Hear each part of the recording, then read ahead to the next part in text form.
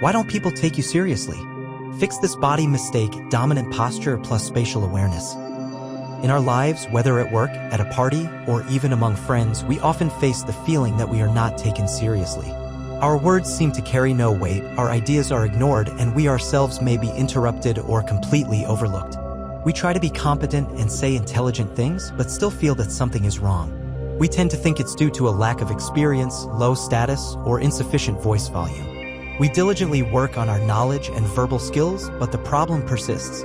What if the true reason lies not in what we say, but in how our body speaks for us even before we utter a single word? We will discuss how one seemingly minor body mistake, our posture and use of space, can completely undermine our authority and why correcting it is key to being taken seriously. This is not about becoming aggressive or dominant, but about understanding how nonverbal signals influence how others perceive us.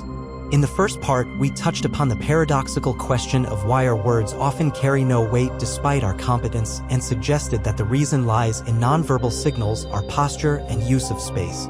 Now, we will delve into the psychological reasons why certain body mistakes lead to us not being taken seriously. It's important to understand that this is not manipulation in a negative sense, but a consequence of how our brain subconsciously interprets nonverbal signals, forming first impressions and long-term perceptions. Our brain is a high-speed scanner that constantly looks for signals about the status, confidence, and intentions of other people. Even before we utter a single word, our body is already speaking for us. And if these nonverbal signals contradict what we want to say, the body always wins that argument. Firstly, it's the lack of perceived confidence and power. When a person slouches, takes up minimal space, keeps their arms crossed, especially in front of them, constantly fiddles with clothes, a pen, or their hair, shifts their weight from foot to foot, or lowers their gaze. These are all powerful nonverbal signals of insecurity, nervousness, anxiety, or even subservience. Our brain, reading these signals, subconsciously classifies such a person as less competent, less influential, and, consequently, someone whose words are not as important. Recall a typical situation in a business meeting in New York. There's a person who sits hunched over, hiding behind a laptop or papers, their shoulders slumped, voice quiet, and they avoid eye contact. Even if they have valuable ideas and deep knowledge, they will almost certainly be ignored. They will often be interrupted, their ideas might be appropriated by someone else, and they themselves will remain unnoticed. Their body literally signals, "I don't want to draw attention, my ideas are not that important, I'm willing to yield." This weak, nonverbal body language undermines any potential authority that might be based on their words. Secondly, its incorrect use of space, proxemics. Proxemics is the study of how people use space to communicate. It is closely related to feelings of power, confidence, and status. People who are taken seriously usually occupy more space. Their movements are freer and more open. Conversely, either we allow others to invade our personal space, signaling that our boundaries are easily breached. For example, if someone comes too close, looms over you, and you don't step back or assert your space. Or, conversely, we avoid occupying our rightful space ourselves, signaling a willingness to yield, to shrink, to be inconspicuous. When we take up little space, it subconsciously tells others, "My ideas are not that important. I don't want to draw attention. I'm not confident." This is the exact opposite of how influential people are perceived, whether it's a powerful lawyer in a courtroom in Washington or a self-assured professor in a university lecture hall. They typically occupy more space, they spread their arms wide, gesture, sit relaxed, leaning back in their chair. They don't aggressively invade others' space, but they also don't allow anyone to invade theirs. Their body says, "I am here, I am important, and I have the right to occupy this space." If you're sitting in a cafe in Los Angeles and trying to shrink in your chair to avoid disturbing anyone, your body is transmitting insecurity and a reluctance to draw attention, and you will likely be ignored or interrupted. Thirdly, it's the mismatch between words and body. This is one of the most crucial aspects. You can talk about your confidence in a project, the boldness of your ideas, but if your body signals the opposite, for example, your voice is weak, your back is slumped, your gaze avoids contact, you make nervous gestures, the interlocutor's brain will believe the body faster than the words. The body speaks louder than words. Our subconscious processes nonverbal cues much faster and more reliably than verbal ones. If there's a discrepancy, the body always wins. For example, you are giving a presentation in Chicago and confidently state, "I am absolutely convinced that our new strategy will lead to a 20% increase in revenue." But at the same time, your hands are clasped behind your back, you're swaying from side to side, and your gaze flits around the room, avoiding direct contact. The listeners will likely feel a dissonance. They will hear your words, but their subconscious, reading the body signals, will say, "He's not entirely sure about this," or "He's hiding something."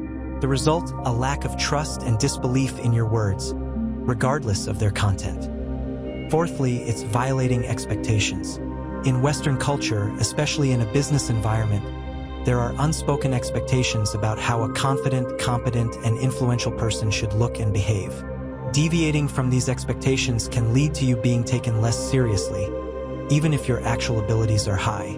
We subconsciously look for matches with our mental template of a leader or authority figure. These expectations include straight posture, an open stance, confident eye contact, calm and controlled gestures, a firm voice, and the ability to occupy space. If a person does not meet these unspoken criteria, their brain may automatically discount their ideas and statements. This is not bias with malicious intent, but an automatic brain response to a template mismatch. It perceives you as less reliable or less capable than someone who conforms to these nonverbal signals.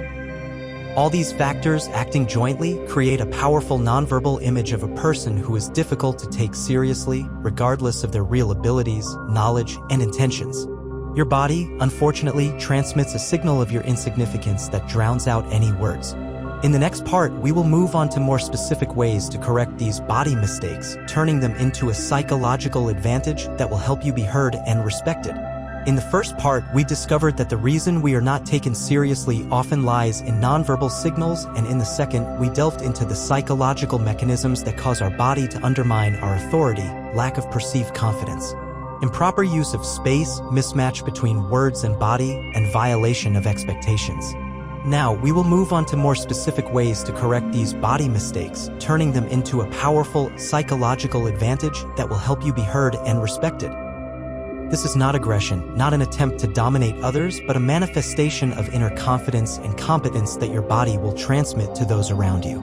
Firstly, it's developing a dominant but not aggressive posture. This doesn't mean flailing your arms or looming over the interlocutor. It means an upright posture, relaxed shoulders, a raised head, and an open chest. Your posture should be relaxed yet confident. Stand straight, sit straight, don't slouch. Such a posture instantly signals your inner strength, composure, and authority. Imagine a confident executive in Silicon Valley entering a room with an upright posture, exuding calm and control, or a speaker at a conference standing openly before the audience. They are taken seriously before they even utter a word, simply by how they carry themselves. This is a posture that says, "I am here, I am confident, and I have a right to my opinion." Secondly, it's conscious use of spatial awareness. Proxemics is not just about distance. It's about actively using the space around you. Learn to occupy your space without invading others, but also without shrinking or compressing yourself to be unnoticed. This means using wider, open gestures, but in moderation, without flailing, being able to fully occupy a chair without slouching, or standing without pressing yourself against a wall, without crossing your legs in an awkward pose. If you're sitting in a cafe in New York, don't hide behind a menu or phone. Instead, sit comfortably, leaning back in your chair, occupying your rightful, deserved place at the table. This signals your right to be there, your comfort in the situation, and your readiness to interact. You demonstrate that you feel in control of your space. Thirdly, it's controlling microgestures and leaks. Eliminate habits that betray nervousness or insecurity. These are small, often unconscious gestures that subconsciously diminish your authority. Fiddling with hair, scratching your nose, adjusting clothes, shifting your weight from foot to foot, tapping your fingers on the table, biting your nails. These leaks indicate internal anxiety and can completely negate the effect of your words. Awareness and regular practice will help eradicate them. Pay attention to your hands, let them be relaxed and accessible, not hidden in pockets or behind your back. Fourthly, it's establishing eye contact. Direct, yet not aggressive or challenging eye contact demonstrates confidence, honesty, openness, and interest in the interlocutor. This is a key element that makes people take you seriously because it shows your engagement and the absence of anything to hide. Avoiding eye contact, conversely, is often associated with insecurity, shyness, or even insincerity. Look into the interlocutor's eyes about 60 to 70% of the conversation time, occasionally looking away to avoid creating an impression of intrusiveness. All these tactics are aimed at making your body send the same signals as your words, signals of confidence, competence, and reliability. When your verbal and nonverbal communication are synchronized, you create a powerful, holistic image that fundamentally changes how others perceive you. Your body ceases to be a mistake and becomes your ally, transmitting strength and authority even before you utter a single word. In conclusion, we emphasize that correcting body mistakes is not just about changing your appearance, but a deep work on your self-esteem and understanding the influence of nonverbal signals. This is a valuable skill that allows you not only to stop being ignored or underestimated, but, most importantly, initiates the process of building stronger, more respectful relationships where your opinion is valued and your presence is felt. True strength here is manifested not in aggression, but in the ability to transmit confidence and competence through your posture and use of space because you value yourself and your ideas. Consider how you can implement the principles of a dominant but not aggressive posture, conscious use of space, control over gestures, and confident eye contact in your daily life, at work, in family settings, when communicating with friends, or even in public places. This will allow you not only to be more confident but also to become a person whose words carry weight, whose opinion is respected, and whose presence is felt as significant.